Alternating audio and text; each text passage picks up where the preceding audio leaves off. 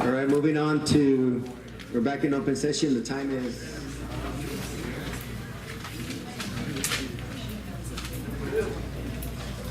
7:28. We're on item 4, consent. Does anybody want to discuss that? And that's so I can just go ahead and vote on it? There's one item.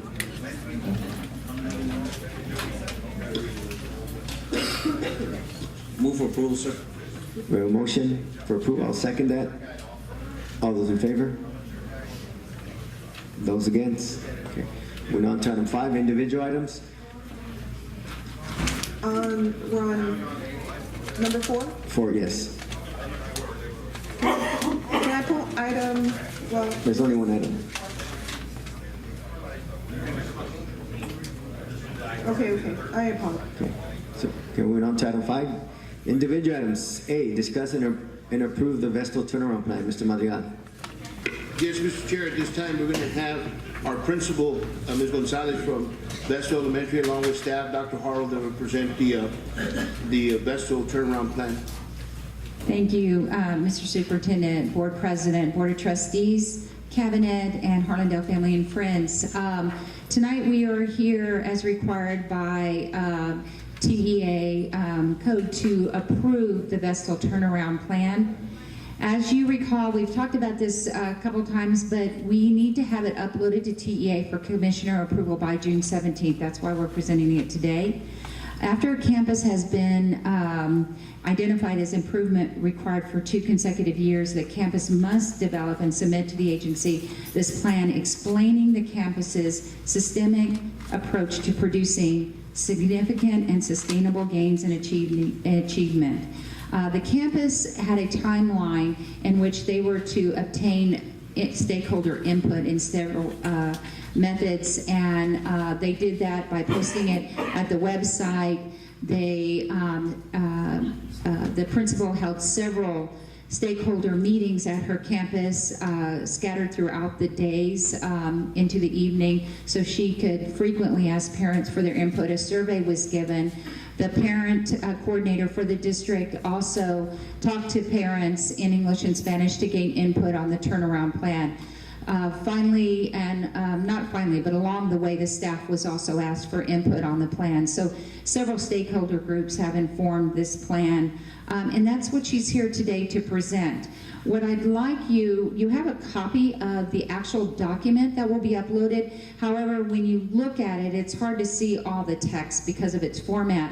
So we copied and pasted the text into a Word document, and if you want to refer to it, because she's going to summarize it instead of doing a PowerPoint, and it's behind the blue and white plan that comes up on your laptop. There's a copy of the stakeholder input, and then the Word document that starts out with their data. So if you want to take a minute and find that, she's not going to read it line by line. It looks just like this. So I'll give you just a minute. Everybody okay? All right, and this is the principal, Ms. Marianela Gonzalez.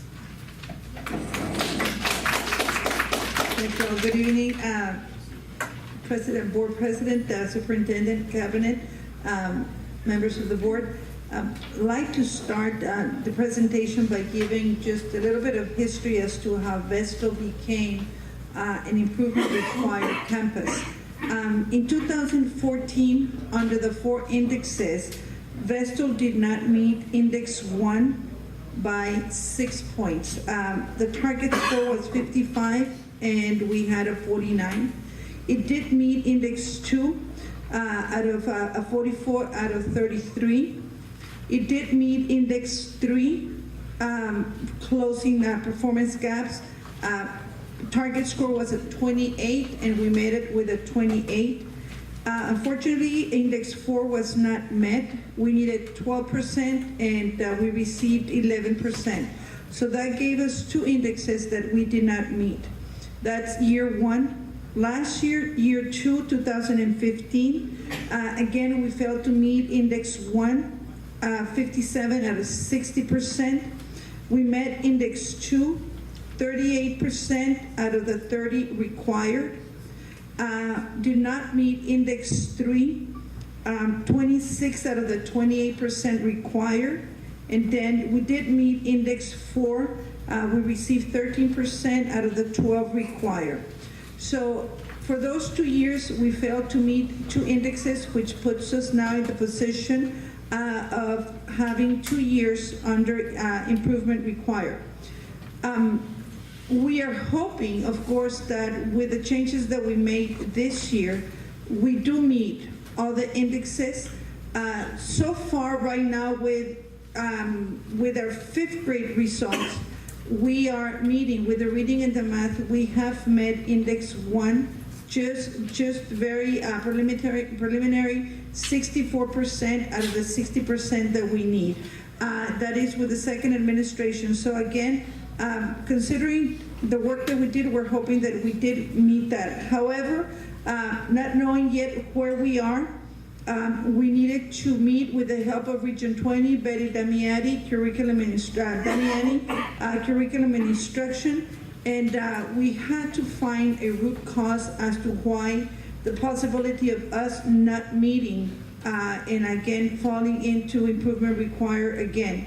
And as we discussed with the teachers, one of the things that we find as a root cause is that our PLCs, Professional Learning Committee, were not necessarily enough, were given enough time for teachers to meet and discuss data, teaching strategies, student progress. So one of the things that we are going to be changing is we have to revise the master schedule so we can have weekly PLC meetings for 60 minutes every day for 1st through 5th grade classes. So teachers will be meeting on a weekly basis for 60 minutes so we can make sure that we address any needs that we have, so we can discuss unwrapping the TEKS, so we can make sure that we address teaching strategies that we're utilizing, so we can make sure that student expectations are targeted. And that is the main concept that we're going to be changing as we work on this turnaround plan. If you look on your second page, the turnaround initiative, again, just repeating that, it's going to be under turnaround initiative, weekly PLCs, time from 60 to 90 minutes. We've created a schedule that allows us 60-minute PLCs. We're also going to have every six weeks, teachers will receive a planning day, PLC day, full day, to allow them to have time to plan and thoroughly look at the TEKS and the student expectations and make sure that we target those areas of need that we see based on the data that we're going to be receiving. The other thing that we also want to incorporate into our plan is more parent and family sessions to make sure that our parents understand what the TEKS say. How do we teach the TEKS? And how do the TEKS look when we're taking a START test? So those meetings are going to be held at least for a year to make sure that we address those and give parents the opportunity to let us know what else we can do for the student. Under policies and processes and procedures, throughout the plan, we continue to mention the 60-minute PLC time. Throughout the plan, we continue to mention the 6-week, once a day, every 6 weeks planning time for the teachers to make sure that we have activities that are engaging, to make sure there are activities that are the rigor that students need to be taught. So that's what we have. Under the communication section, letting the parents know during our evening meetings, the 4 that we're gonna have, what is the vision for Vestal. Also having PTA meetings to let them know, how we're doing and how we're moving forward. What are the results of our benchmarks, district benchmarks as well. After school and evening open house, family parent nights, book fairs, to make sure that we share as much information as we can with parents. So that is the nutshell of the plan. I don't know if there's any questions that I could, answer right now for that. I just have one, Mr. Chair. You said they were going to be meeting 60 minutes. You said daily? Did I misunderstand you? Yes, sir.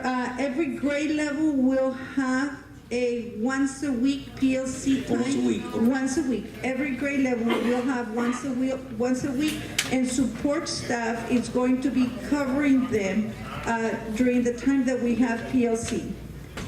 Thank you.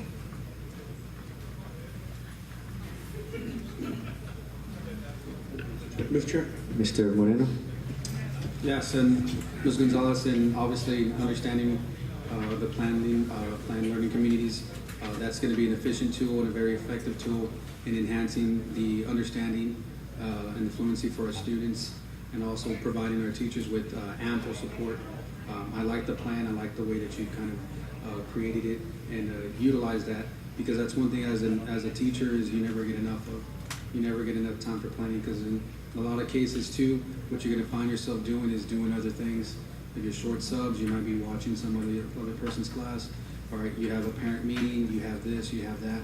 So to me, that's going to truly yield a lot of huge dividends when it comes to the success of Vestal. So thank you for that.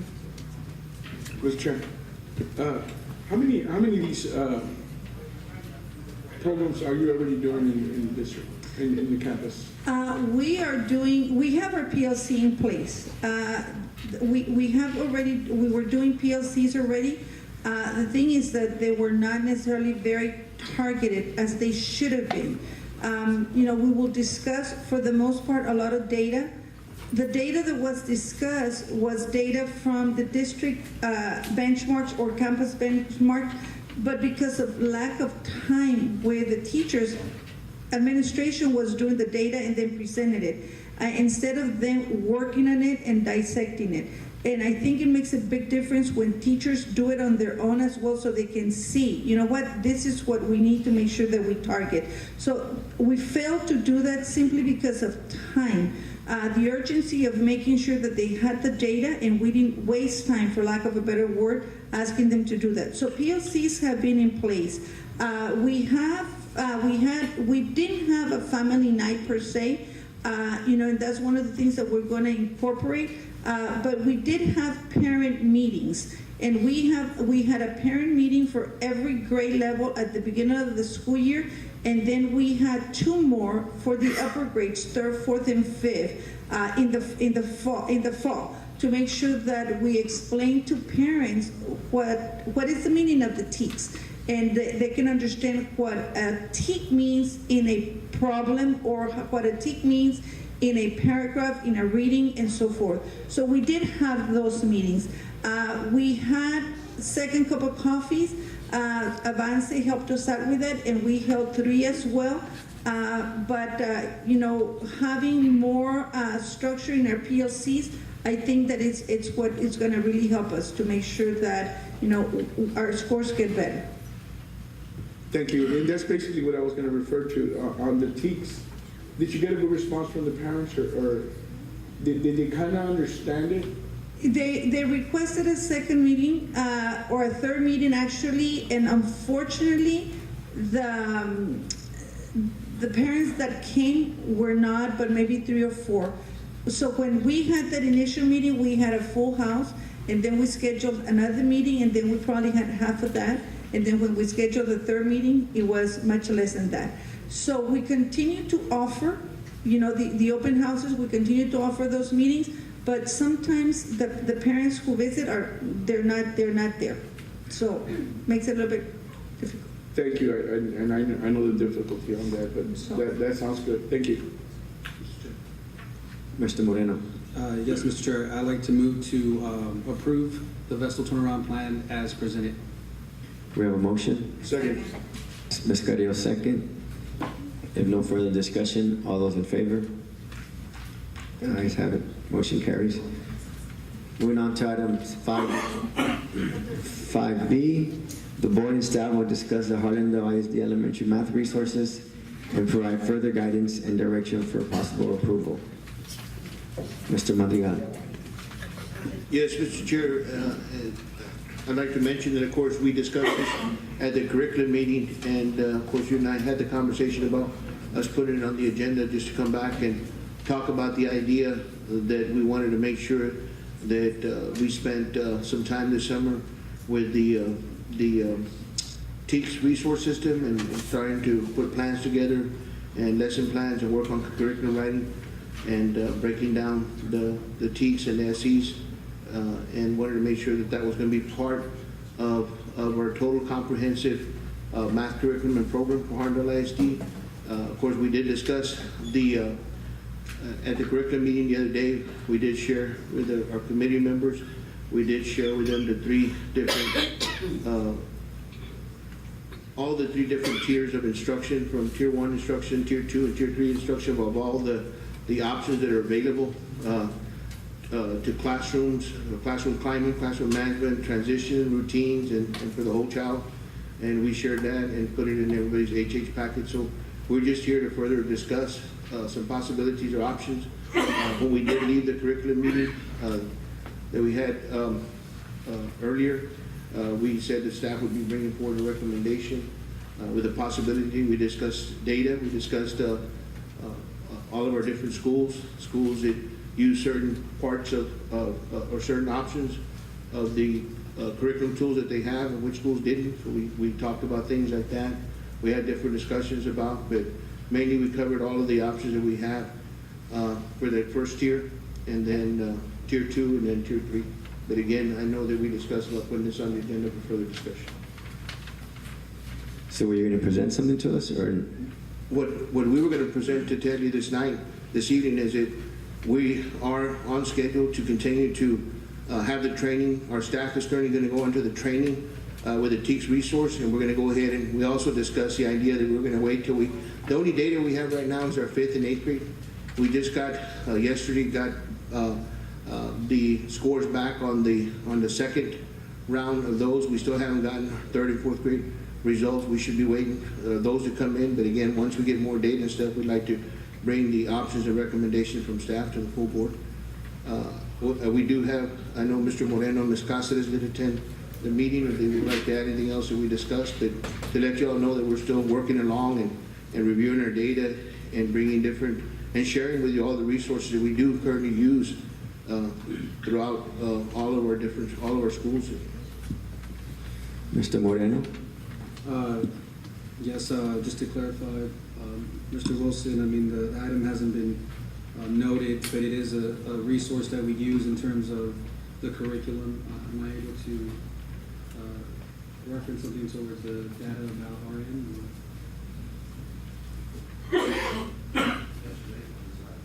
So it's okay, it's not specifically labeled or listed, it's okay. Okay, with that, thank you, Dr. Hall, for providing me and providing my fellow board members with, and Mr. Littlefield as well, the information for 5th and 8th grade. And with me, one of my biggest, I guess, concerns or issues, more so than everything else, was the idea that we've had this program for going on 4 years, is that correct? And by this time, we should be seeing significant improvements. And keep in mind, when you're looking at a test, the math test here, we're looking at the phase-in was for 8th grade, 48%. So they had to get 48% correct, okay, out of a test. And in order to get, to me, to see significant strides, you would have to have a large amount commended, which commended you're looking at pretty much over an 88 or a 90, okay? So in doing so, for the middle schools, for most of our kids that were started in 4th to 5th grade, we had Harlandale Middle School, which you should have gotten in your email maybe on Monday, or no, Tuesday, excuse me. Harlandale Middle School was at 4.2%. Kingsborough was at 9.8, roughly 10%. Leal at 3%, and then Terra Rose Middle School at 10%. Those are fine numbers, but when you dissect the numbers even further, you're looking at Harlandale Middle School having almost 260 kids. That means only about maybe about 10 kids. Maybe got, let's see, 26, 4, 8, about 10 kids got commended, which got over 90. You're looking at 183 at Kingsborough Middle School, roughly 10%, so about 18 got maybe over 90. And then I'm just kind of ballparking there. And then about 6 at Leal, and then about, 13 at Terra Wells. So to me, that's still not significant strides in order to keep RN. In order for me to have any type of reasoning to continue using that program, I would say we should have our kids in 30-40% commended if this program is definitely going to be beneficial for us. So those are kind of my thoughts on this, and thank you for providing me with that data. It was definitely beneficial. Mr. Chair, Ms. Cáceres? as part of the committee, we have taken the information that's been given to us by staff and also the information that we've heard from teachers and parents, and taken it, to heart to make sure that we're making the best decision for our students.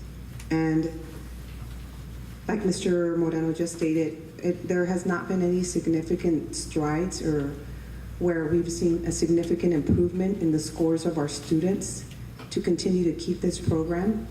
And due to the substantial cost that it costs the district, which is over $500,000, we could be using that money for other costs where we can train our teachers.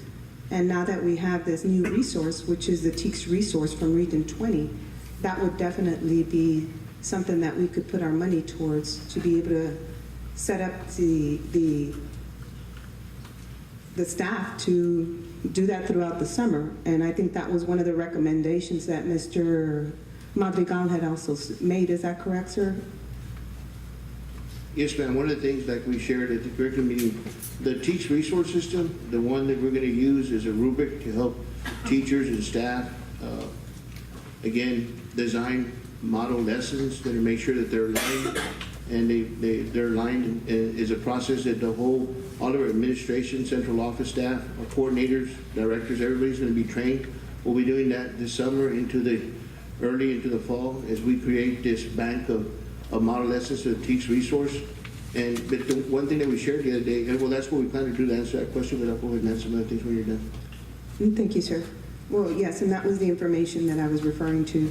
So that now that we have this new TEACS resource from Region 20, we could actually take that and use it in order to train our teachers and staff so that they can set up those lesson plans for our students and try to make these classrooms more interactive, more engaged with our students, so that they can have critical thinking skills and be able to hopefully be able to solve problems, by critical thinking when they take the test and they actually are there in a testing room. There's not a computer in front of them to be able to give them an answer or work out the problem on a computer.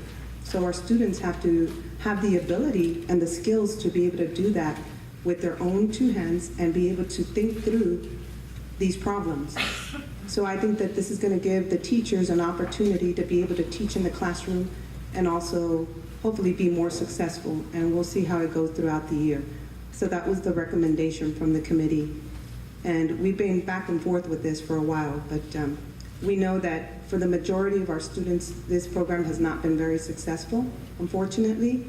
I'm not saying that it's never worked for some of our students, but it has for some of them, and that there are some teachers that do support it, but for the majority, it does not have a positive impact. And not only that, the cost of the program And the fact that it does not have a bilingual component is the other reason that I would not support continuing with Reasoning Minds.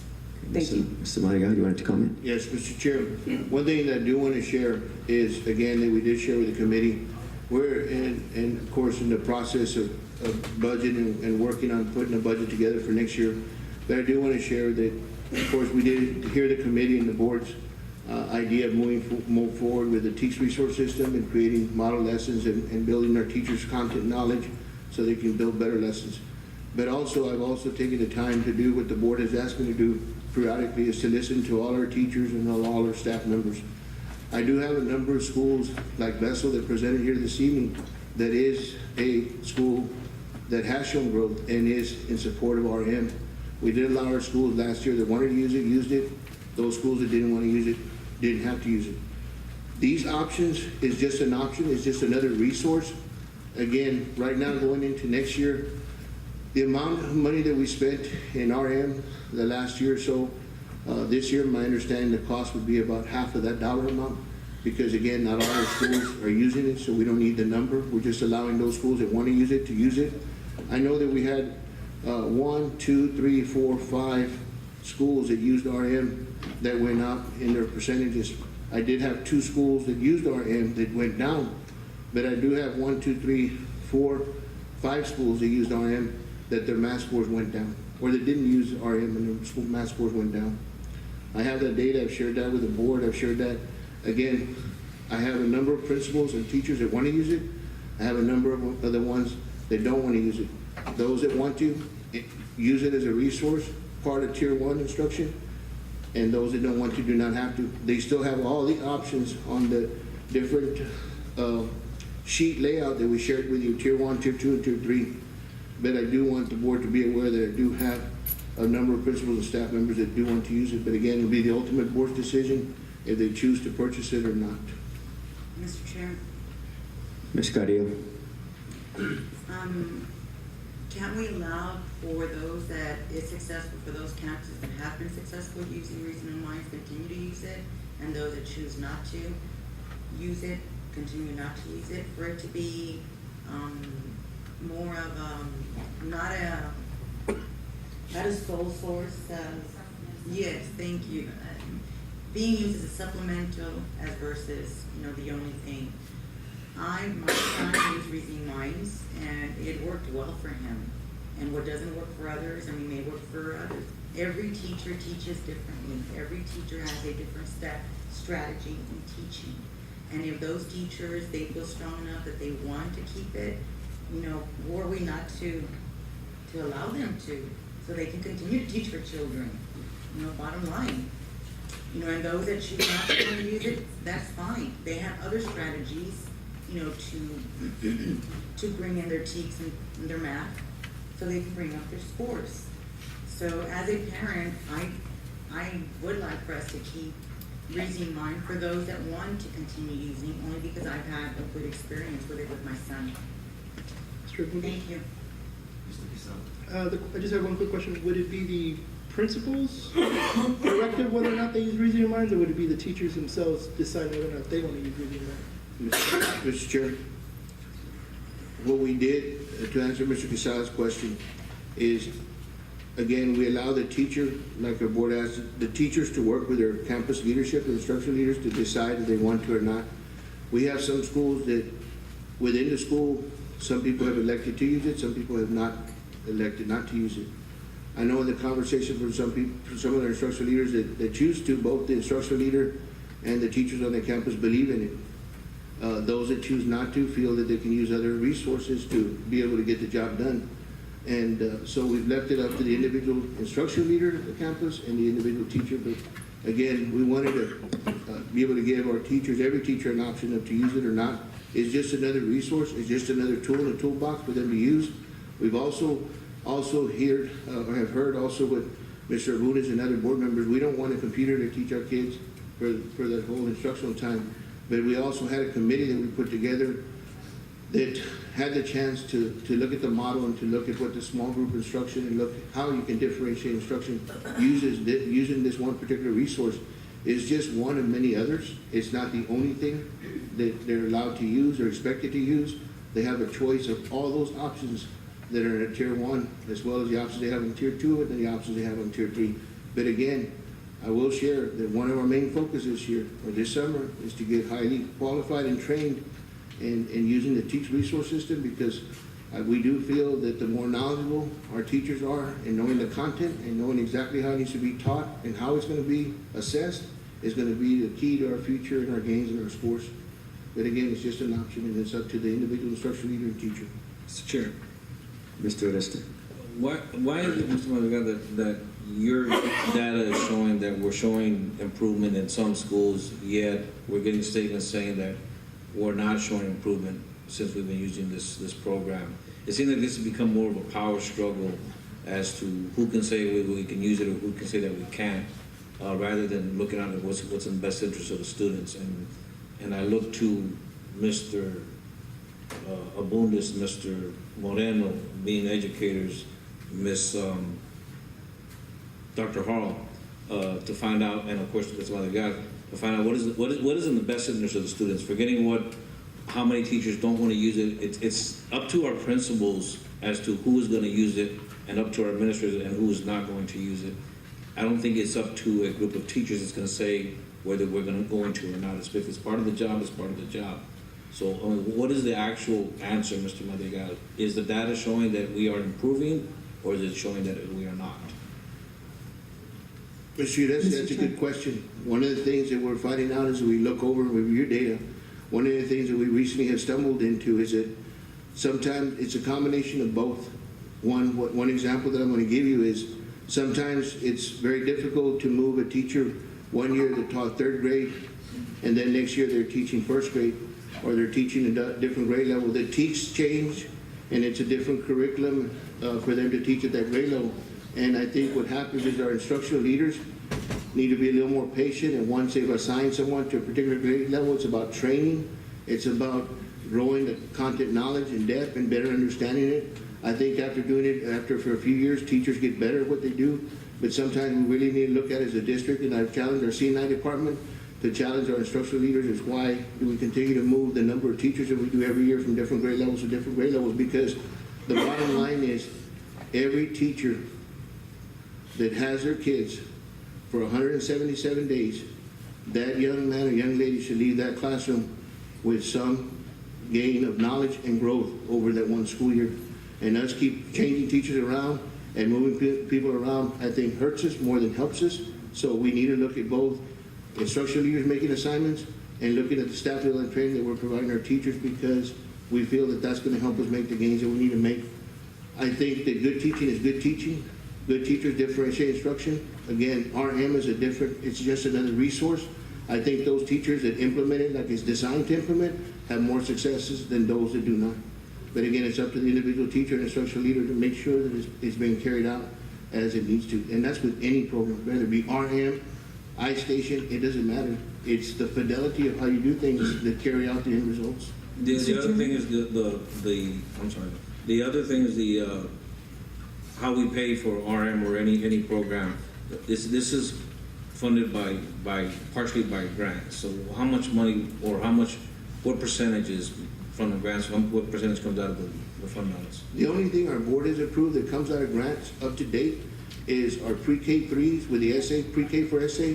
The pre-K for SA awarded $500,000 free to taxpayers, free taxpayer money for us to implement programs that again are what's considered best practices and programs in the business that are research-based to implement. RM is being paid for out of pre-K for SA in our pre-K level.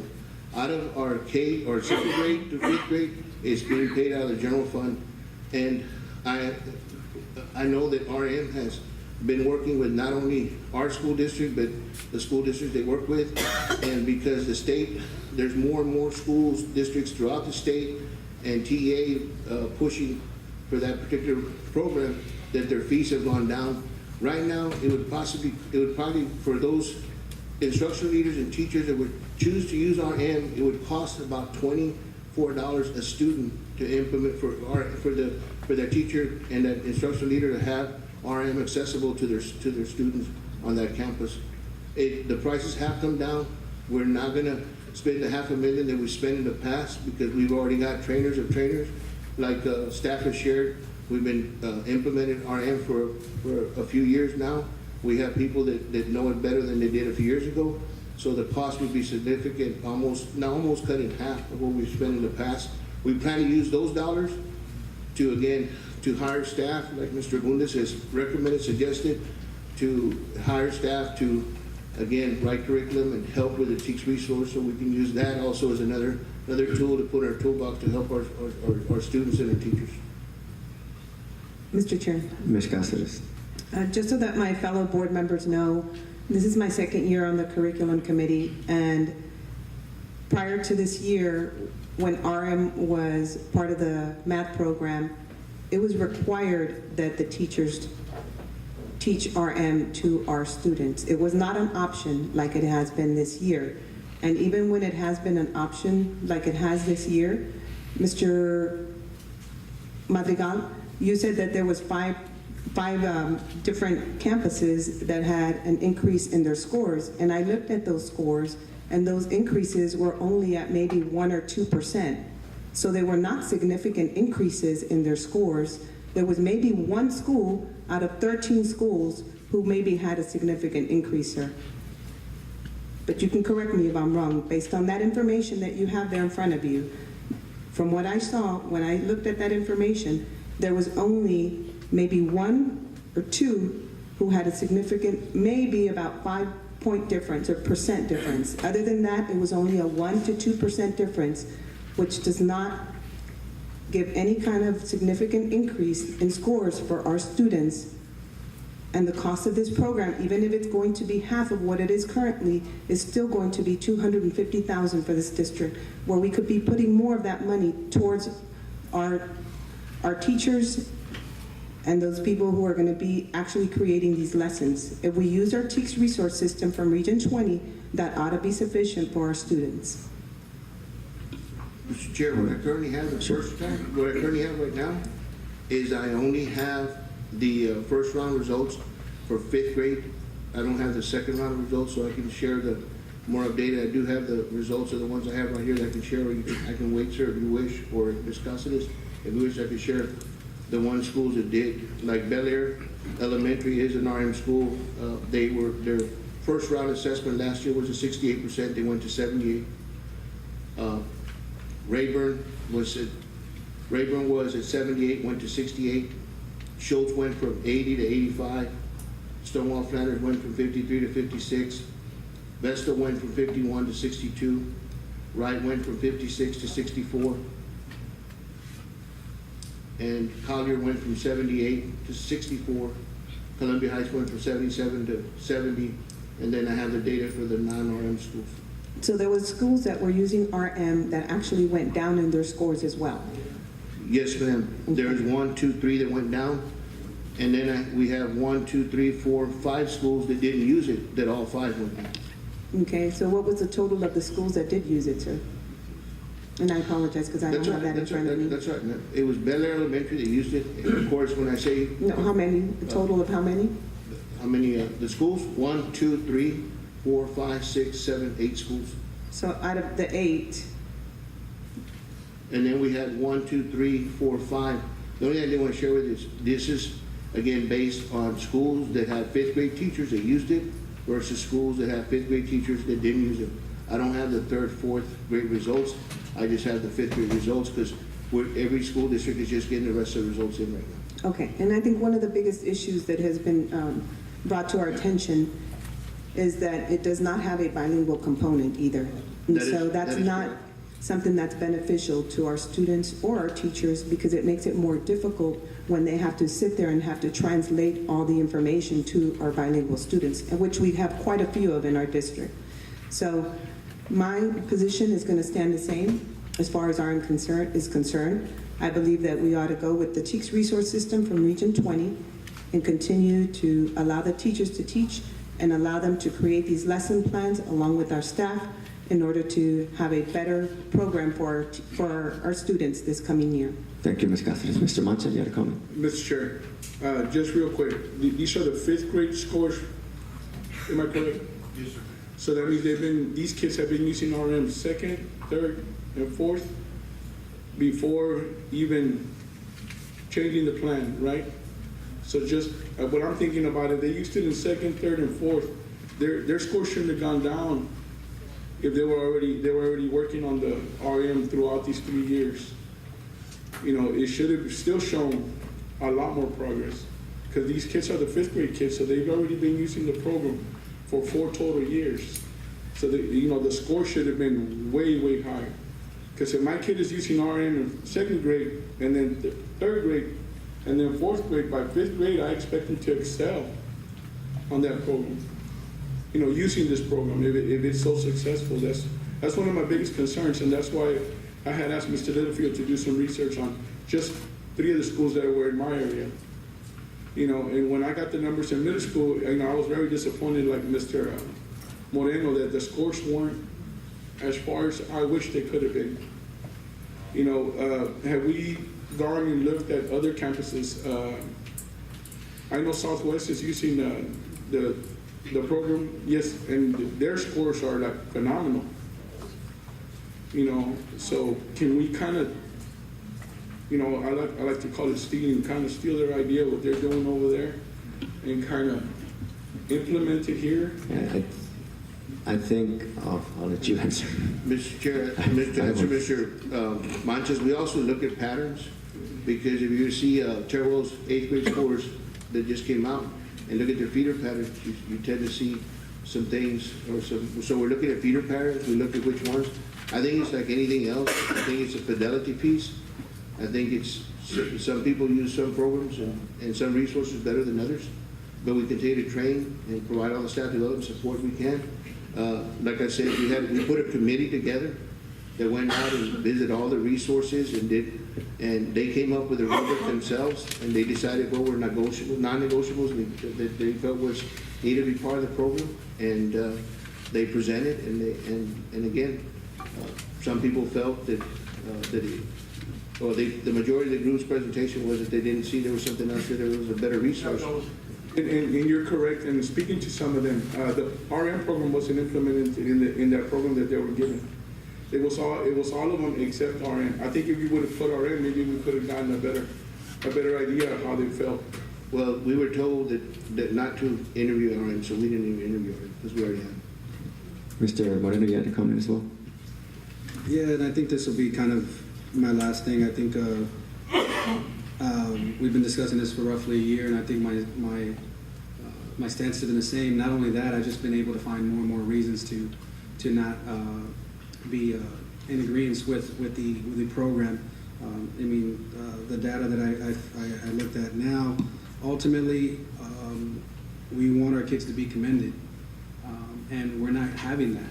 And like I said, commended, it's not just passing, like we said, and Mr. Mancha alluded to, we want them to excel and to succeed beyond the mediocre, okay?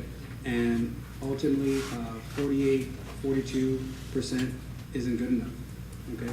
And that's the passing mark for some of these tests.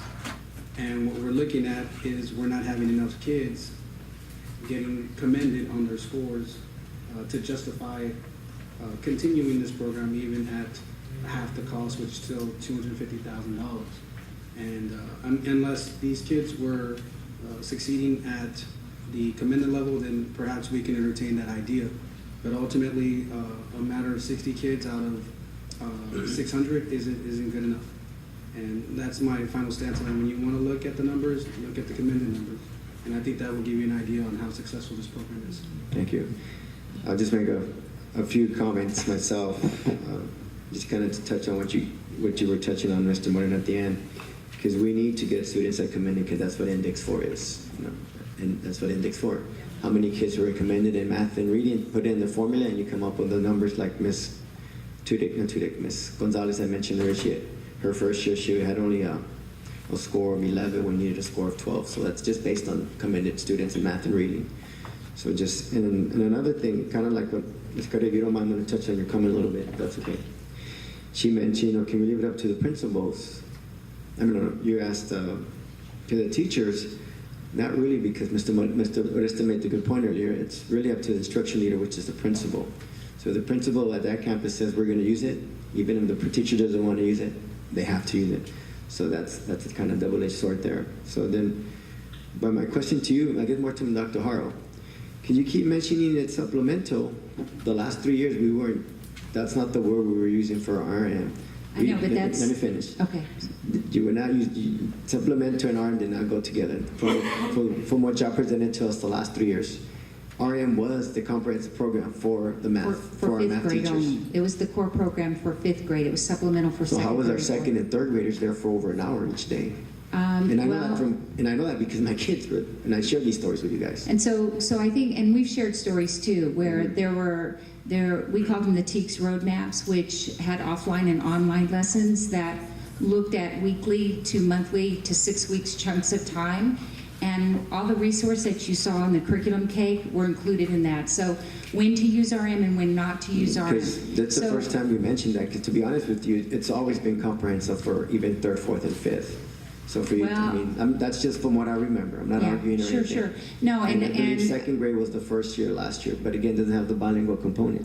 right, and I'm just making comments. Exactly, So that's something, exactly. because I've always heard RM as a comprehensive, and now it's being supplemental. So we're paying $500,000 for a supplemental program. Wow. right. Kind of, for a supplemental program for $500,000, that's quite a bit. So that was just a comment. Again, the bilingual component's still there. I mean, second graders, dual language students, supposed to be in math. The math is supposed to be in Spanish, and it's not, because of these schools that are doing RM are doing almost an hour on the computer in English. And that's why, like I said, I told you the story last time. That's why my son struggled last year. But luckily we caught him up this year, and we're hoping to do well with him. And then my final comment was, I